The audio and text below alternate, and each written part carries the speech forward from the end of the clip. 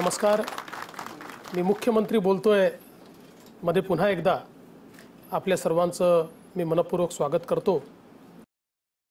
हा कार्यक्रम आपण सुरू केला तो संवादासाठी, विविध प्रकारच्या प्रश्नांवर चर्चा व्हावी, त्या चर्चेतनं आपल्या मनात काय आहे हे आम्हाला समजावं, आम्ही काय योजना करतोय ते आपल्याला समजाव्यात, याकरता या कार्यक्रमाचं आपण नियोजन केलंय। महाराष्ट्रामध्ये 45 ते 50% लोक हे शेतीच्या क्षेत्रामध्ये, कृषीच्या क्षेत्रामध्ये कार्यरत आहेत आणि तिथनं रोजगार प्राप्त करतात। कृषीच्या कर्जाची रचना आपण अशा प्रकारे केली आहे की त्याच्यामध्ये इंटरेस्ट सबवेन्शन आहे आणि सामान्य शेतकऱ्याला सावकाराकडे जावं लागू नये, पूर्वी हातुसने पैसे घ्यायची व्यवस्था होती, त्याच्याऐवजी संस्थेतनंच पैसे मिळावेत, बँकांमधनं, आपल्या विविध कार्यकारी सोसायट्यांमधनं, अशा प्रकारची व्यवस्था आपण उभी केली। पण या व्यवस्थेच्या जे बाहेर गेले त्यांना सावकाराकडे जाणं किंवा आपल्या जमिनी गहाण टाकणं अशा प्रकारचेच पर्याय उरल्यामुळे आपण राज्य सरकारच्या वतीनं हा निर्णय केला। खूप मोठ्या प्रमाणात ती मागणी होत होती, काही आंदोलनं देखील झाले, पण राज्य सरकारने पहिल्या दिवशीपासून सांगितलं होतं की आम्ही निश्चितपणे कर्जमाफीच्या बाजूचे आहोत, ती केवळ कधी केली पाहिजे याबद्दलची आमची काही मतं आहेत। आणि आज ज्यावेळेस आपण पॉझिटिव्ह ग्रोथमध्ये आलो, 12.5% पॉझिटिव्ह ग्रोथ झाली, त्यावेळी आपण कर्जमाफीचा निर्णय घेतला आणि छत्रपती शिवाजी महाराज शेतकरी सन्मान योजना घोषित केली, ज्या योजनेच्या अंतर्गत देशातली एक प्रकारची सगळ्यात मोठी ही कर्जमाफीची योजना आपण जाहीर केलेली आहे। आपण जर बघितलं तर यापूर्वी आंध्र प्रदेश असेल, तेलंगणा असेल, कर्नाटक असेल, पंजाब असेल, कोणीही एवढी मोठी योजना केली नाही। पंजाबची योजना 10,000 कोटीची, कर्नाटकची 8,000 कोटीची, तेलंगणाची 10,000 कोटीची, आंध्रची 15,000 कोटीची आणि महाराष्ट्राची योजना ही 34,000 कोटी रुपयाची योजना आपण जाहीर केली आहे।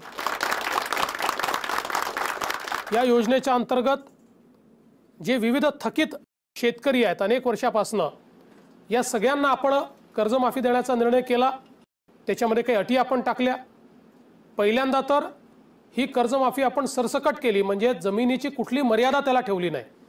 अल्पभूधारक असं पहिल्यांदा आपण म्हटलं होतं, पण त्यानंतर शेतकऱ्यांकडून मागणी आल्यानंतर आपण याच्यामध्ये जमिनीची कुठली अट न ठेवता सर्व शेतकरी याला पात्र केले। 1.5 लाखापर्यंतची जी कर्ज होती थकीत, ही पूर्णपणे आपण त्या ठिकाणी रद्द केली आणि ते पैसे सरकारच्या वतीनं जमा करण्याचा निर्णय केला। याच्यामध्ये जवळजवळ 36 लाखपेक्षा जास्त शेतकरी यांचा 7/12 पूर्णपणे कोरा होणार आहे। त्या व्यतिरिक्त अजून जवळजवळ 5 लाख शेतकरी असे आहेत, त्यातले 3 लाख तर असे शेतकरी आहेत की ज्यांनी 10,000 रुपये, 20,000 रुपये, 30,000 रुपये भरले, तरीही 1.5 लाख रुपये सरकारचे मिळून त्यांचा 7/12 पूर्ण कोरा होणार आहे। आणि 5-5.5 लाख शेतकरी असे आहेत की ज्यांना फार जास्त पैसे भरावे लागणार नाहीत आणि या 1.5 लाख रुपयामुळे वन टाइम सेटलमेंटच्या माध्यमातून त्यांचाही 7/12 कोरा होणार आहे। जवळजवळ 1.5 लाख शेतकरी असे आहेत की ज्यांचं कर्ज हे फार मोठं आहे आणि त्यांना देखील 1.5 लाखाचा फायदा आम्ही निश्चित देणार आहोत, पण त्यांना उर्वरित कर्जाची तजवीज ही करावी लागेल। आणि या माध्यमातून 40 लाखपेक्षा जास्त शेतकऱ्यांना थेट या योजनेचा फायदा घेऊन आपलं 7/12 कोरा करता येईल। त्यानंतर ज्यांनी आपल्या कर्जाचं पुनर्गठन केलं आहे त्यांना देखील याच्यामध्ये आपण धरलेलं आहे, पण काही पुनर्गठित आणि चालू कर्ज नियमित भरणारे आहेत त्यांच्याकरता देखील आपण थोडी वेगळी योजना तयार केलेली आहे। आणि यासोबत जे दरवर्षी नित्य नियमाने कर्ज भरतात अशा प्रकारच्या शेतकऱ्यांचा देखील आपण विचार केला आहे। खरं म्हणजे ज्यावेळी मी विधानसभेत बोललो होतो त्याच वेळेस सांगितलं होतं की नियमित कर्ज भरणाऱ्या शेतकऱ्याला असं वाटू नये की आपण नियमित भरलं हे योग्य झालं नाही, आणि म्हणून त्यालाही आम्ही काही ना काही योजना देऊ। त्यानुसार 25,000 रुपये आपण त्याला, किंवा 25% पण किमान 15,000 रुपये अशा प्रकारची योजना ही त्याच्याकरता देखील आपण आणली आहे। आणि एकत्रितपणे 34,000 कोटी रुपयाचा या योजनेचा वित्तीय भार आहे। आणि मला हे सांगताना आनंद वाटतो की गेल्या 2 वर्षामध्ये आणि पुढच्या 3 वर्षामध्ये जो पैसा आम्ही शेती क्षेत्रावर खर्च करणार आहोत, हा माझा दावा आहे की गेल्या 50 वर्षात कधीही एवढा पैसा शेतीच्या क्षेत्रावर कुठल्याही सरकारने खर्च केलेला नाही। तो आम्ही निश्चित खर्च करू आणि शेतीचं क्षेत्र अधिक सस्टेनेबल कसं होईल हा प्रयत्न आम्ही करू। आज या निमित्तानेच ही कर्जमाफी घोषित झाल्यानंतर खूप शंका कुशंका लोकांच्या मनामध्ये आहेत, त्या साहजिक देखील आहेत आणि म्हणून आम्ही हा निर्णय केला की आपण या शंकांचं समाधान करण्याचा प्रयत्न या कार्यक्रमाच्या माध्यमातून करू। आता पेरण्या सुरू झाल्यात, जवळजवळ 35 ते 40% पेरण्या झाल्यात। काही ठिकाणी आम्ही लोकांना SMS पाठवले आहेत की पेरण्या थोडा उशिरा करा, ज्या ठिकाणी पावसाचा खंड पडेल अशा प्रकारची भीती आहे। त्यामुळे माझी विनंती आहे की आमचे SMS हे शेतकऱ्यांना जात आहेत आणि त्या SMSचा थोडासा अध्ययन करून त्याच्यानुसार जर कारवाई केली तर दुबार पेरणीची वेळ येणार नाही। IMD विभागानं चांगला पाऊस पडेल असं सांगितलं आहे, पण अनेक वेळा सुरुवातीला चांगला पडतो, नंतर खंड पडतो, मग चांगला पडतो। या खंड ज्या काळात पडतो त्या काळामध्ये पिकांना जरा अडचणी तयार होतात। त्यामुळे जी काही आमची ॲडवायझरी येते आहे त्याचा नीट उपयोग हा शेतकऱ्यांनी करावा ही मी विनंती करतो। आणि या ठिकाणी आपल्या कार्यक्रमाची पुढची जी काही सूत्र आहेत ती मी सूत्रसंचालकांच्या हाती देतो। जय हिंद, जय महाराष्ट्र।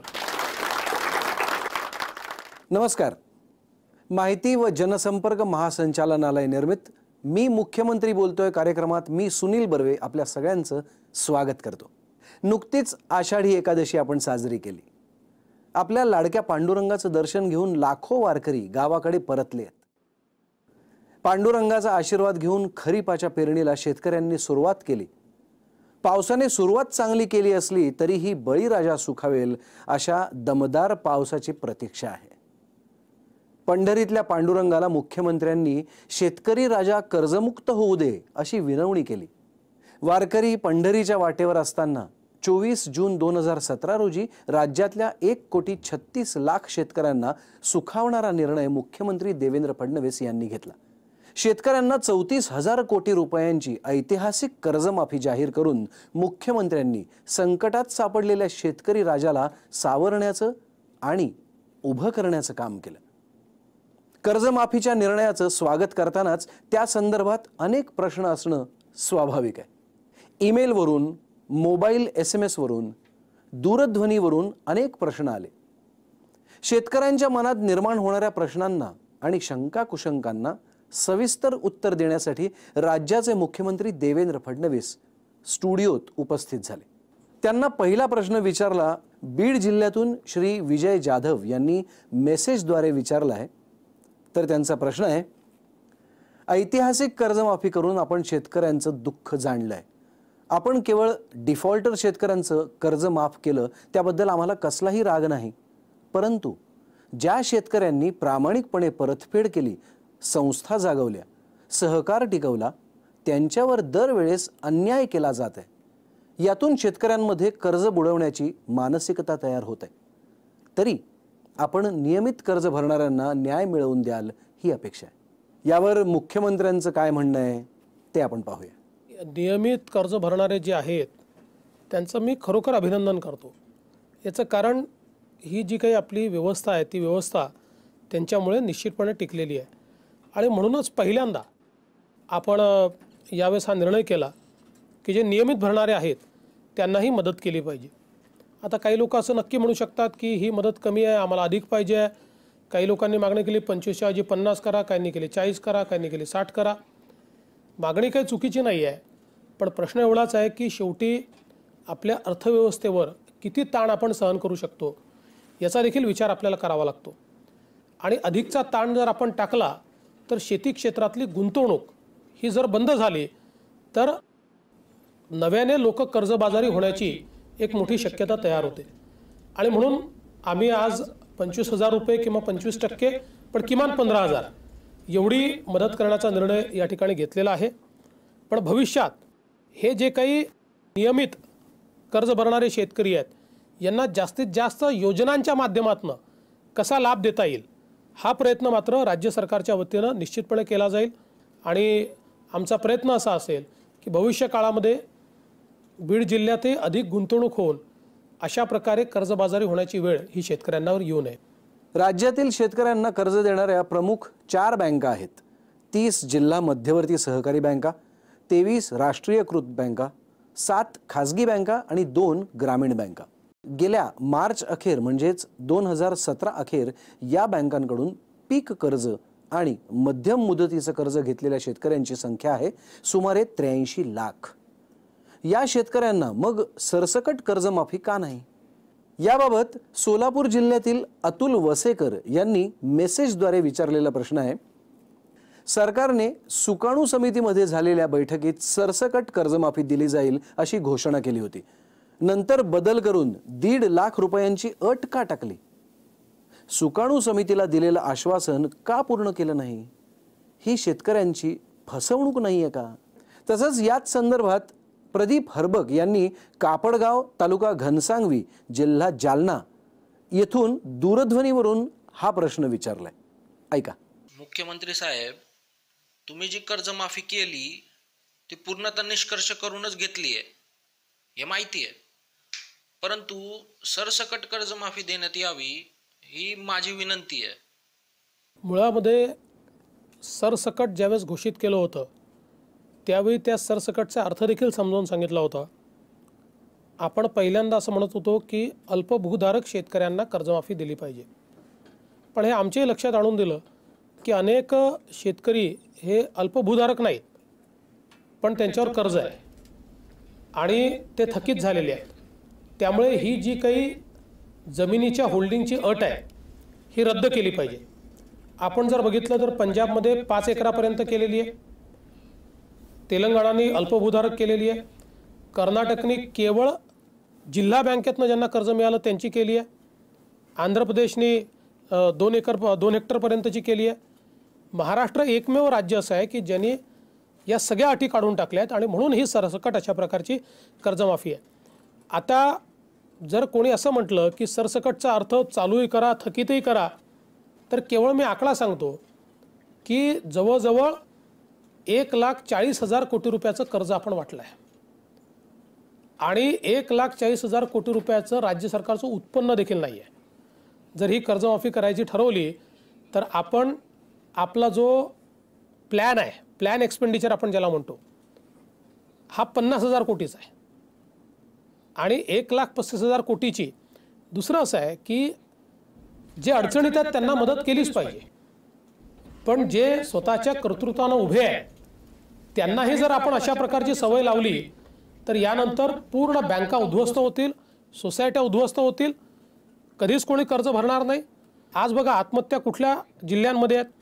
ज्या जिल्ह्यातल्या बँका संपल्या, जिथे बँका आहेत तिथे आत्महत्या कमी आहेत आणि जिथल्या बँका जिल्हा बँका संपल्या त्या ठिकाणी आत्महत्या वाढल्या. आणि म्हणून या बँकाही टिकल्या पाहिजेत, आपल्या संस्थाही टिकल्या पाहिजेत आणि शेतकऱ्याला मदतही झाली पाहिजे. शेवटी आपल्याजवळ जर 5 रुपये असतील तर त्या 5 रुपयात जर सगळं आपल्याला संसार चालवायचा असेल तर पहिल्यांदा आपण मदत कोणाला करू? जो अत्यंत हलाखीच्या स्थितीत आहे त्याला करू, मग त्याच्यानंतर त्यापेक्षा थोडा बरा आहे, मग थोडा बरा आहे. जो ठीक आहे त्याला असं सांगू की बाबा तुला आत्ता करता येत नाही कारण 5 रुपये आमच्याजवळ आहे. तेच तत्त्व याच्यामध्ये लावलेलं आहे. आणि म्हणूनच मी सांगितलं की तरी देखील इतर राज्यांच्या तुलनेमध्ये किंवा या महाराष्ट्रात यापूर्वी झालेली कर्जमाफी ही फक्त 6,900 कोटी रुपयाची होती. त्या तुलनेमध्ये प्रचंड मोठी ही कर्जमाफी करायचा प्रयत्न आपण केला आहे. शेती कर्जाच्या माफीबद्दल काही महत्त्वाच्या गोष्टी सांगायला हरकत नाही. कर्जमाफीमुळे 100% कर्जमुक्ती मिळणाऱ्या थकबाकी शेतकऱ्यांचे प्रमाण 82%. रुपये 1.5 लाखाच्या आतील संपूर्ण कर्जमाफीचा 90% पेक्षा जास्त शेतकऱ्यांना लाभ होणार आहे. प्रमुख जिल्हे आहेत अकोला, बुलढाणा, गडचिरोली, गोंदिया, वाशिम, यवतमाळ, बीड, रत्नागिरी. शेतकऱ्यांना प्रति शेतकरी सरासरी कर्जाची रक्कम ही 27 ते 50,000 रुपये दरम्यान इतकी आहे, हे महत्त्वाचं. रुपये 1.5 लाखाच्या आतील संपूर्ण कर्जमाफीचा 75% पेक्षा कमी शेतकऱ्यांना लाभ होणार आहे. प्रमुख जिल्हा अहमदनगर, नंदुरबार, नाशिक, पुणे, सांगली, सोलापूर. मुख्यमंत्री महोदयांच्या म्हणण्यानुसार कर्जमाफीचा लाभ 89 लाख शेतकऱ्यांना होईल. बाकीच्या शेतकऱ्यांचं काय या विषयावर ईमेलवरून अनिल शिवाजीराव लवटे नाशिक यांनी विचारलेला प्रश्न असा आहे, या योजनेत नक्की आपण जाहीर केलेल्या 89 लाख शेतकऱ्यांना लाभ मिळेल, बाकी शेतकऱ्यांचं काय? यात आपण जाहीर केलेली रक्कम कशा पद्धतीने शेतकऱ्यांच्या खात्यात कशी व केव्हा जमा होणार आहे? यावर मुख्यमंत्र्यांनी काय उत्तर दिलं ते पाहूया. महाराष्ट्रामध्ये एकूण 1,34,00,000 खातेदार शेतकरी आहेत. या 1,34,00,000 90 लाख शेतकरी असे आहेत की ज्यांनी आजपर्यंत कर्ज घेतलं आहे. बाकी एक तर त्यांना कर्जाची आवश्यकता नाही किंवा ते शेती करत नाहीत, ती पडीक जमीन ठेवलेली आहे, अशा प्रकारचे किंवा काही मोठे लोक आहेत ज्यांची शेती आहे, ज्यांना कर्जाची आवश्यकता नाही आहे. त्यामुळे आजपर्यंतच्या इतिहासात 90 लाख लोकांनी, खातेदार शेतकऱ्यांनी कधी ना कधी कर्ज घेतलं आहे. त्या 90 लाखापैकी 89 लाख हे आता या योजनेमध्ये कव्हर झालेले आहेत. आता हे 89 लाख का झाले, तर थकीत शेतकरी आणि चालू शेतकरी यांची आत्ता जेवढी खात्यांची संख्या उपलब्ध आहे ही 89 लाख आहे. त्यामुळे ते सगळे आपण त्याच्यामध्ये घेतलेले आहेत. आणि साधारणपणे आपण जर बघितलं तर आता या सगळ्या लोकांना ही मदत केल्यानंतर पुन्हा नव्याने त्यांना कर्ज हे घेताच येणार आहे. त्यामुळे हे आता आम्ही कसं करणार, तर त्यांच्या खात्यामध्ये ही रक्कम आम्ही जमा करणार आहोत. याच्यामध्ये जे मोठे खातेदार आहेत त्यांच्या ह्याच्यात काही टप्पे पाडायचा प्रयत्न आम्ही करू. त्याची फायनान्शियल अरेंजमेंट जी आहे ती राज्य सरकार करेल. त्यामुळे शेतकऱ्याला अडवून ठेवण्याचं कारण नाही आहे. शेतकऱ्याला मोकळं करू आणि आमच्या व्यवस्थेतनं आम्ही ती अरेंजमेंट करू.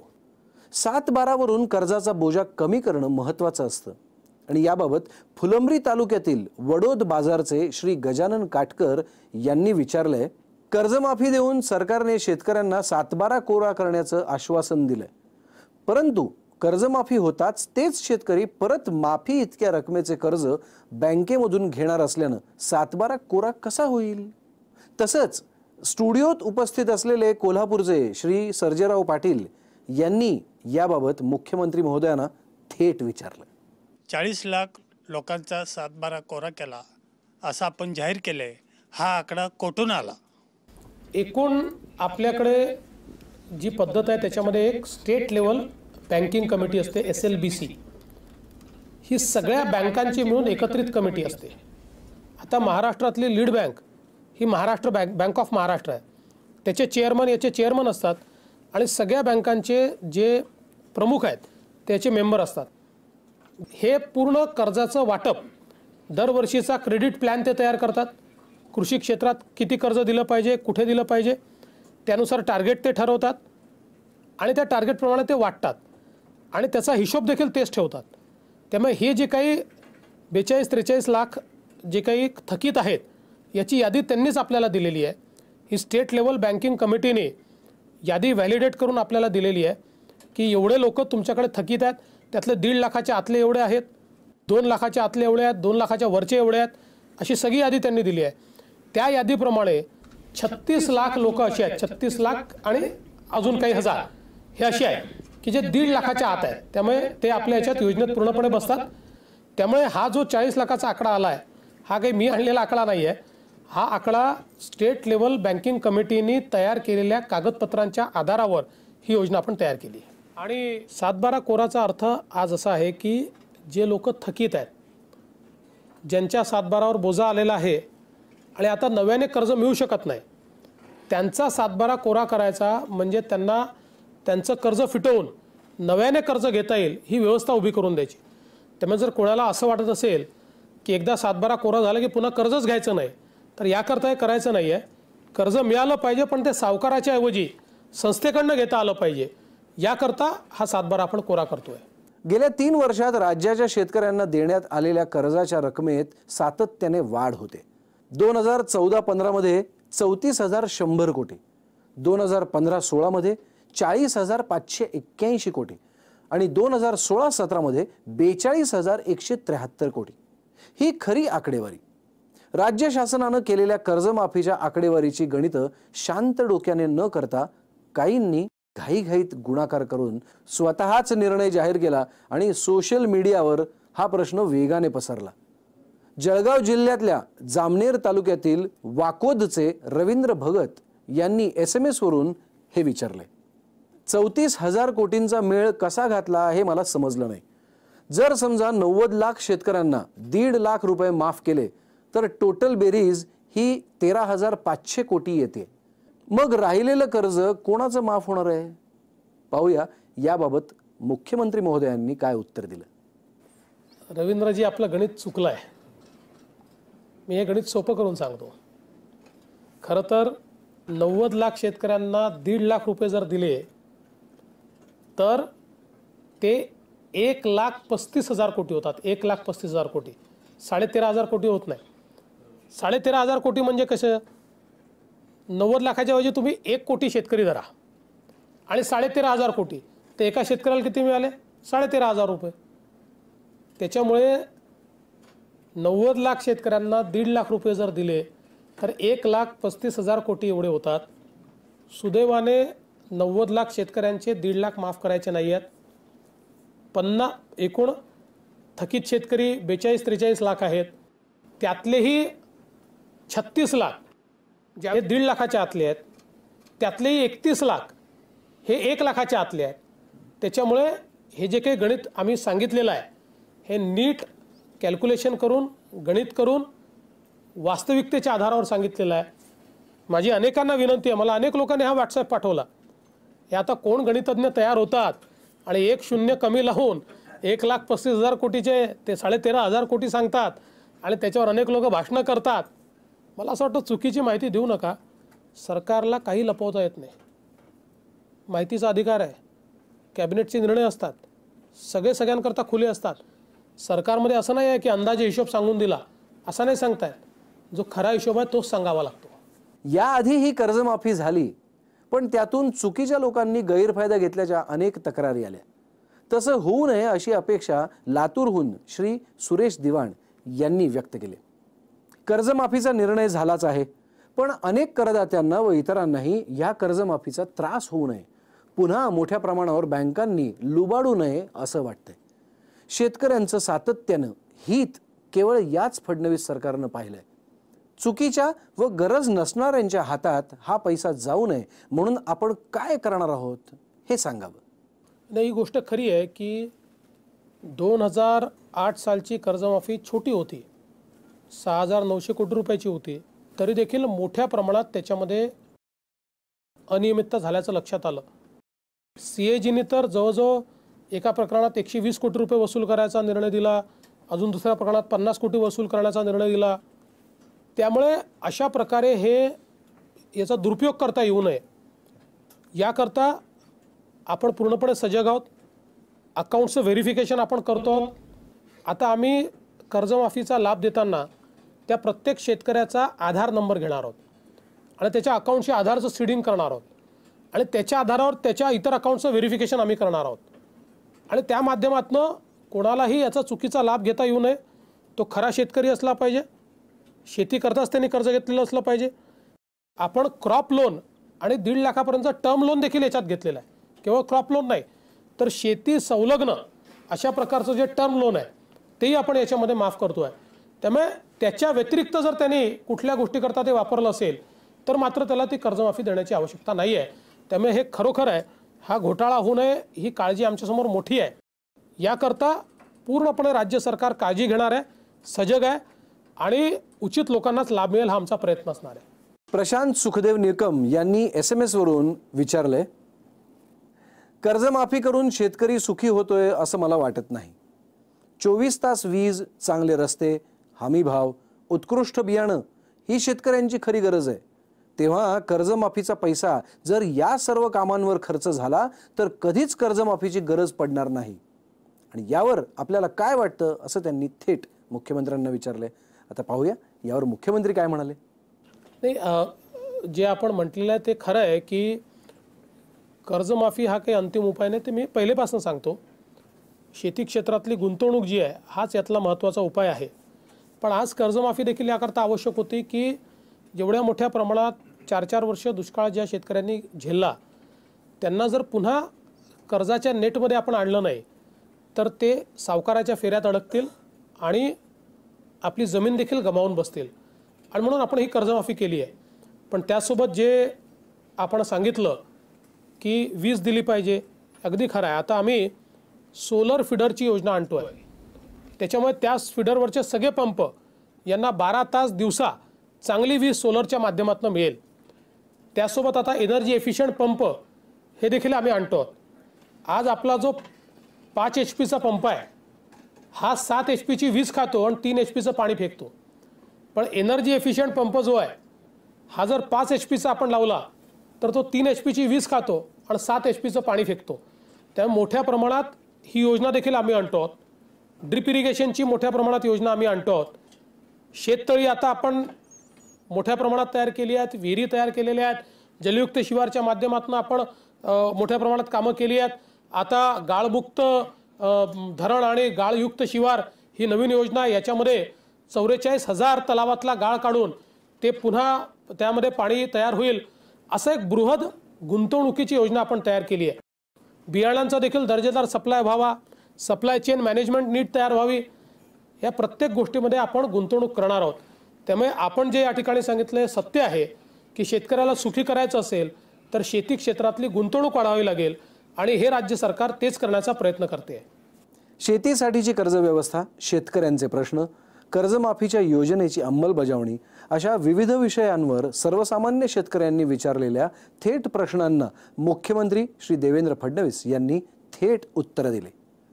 कर्जमाफी संदर्भात अजूनही काही प्रश्न आहेत, पण मग उत्तरही आहेतच की, कारण श्री देवेंद्र फडणवीस म्हणतायत, मी मुख्यमंत्री बोलतोय, पुढच्या वेळी नक्की भेटूया याच ठिकाणी याच वेळी स्पष्ट, निर्भीड आणि प्रामाणिक उत्तरं ऐकण्यासाठी। नमस्कार।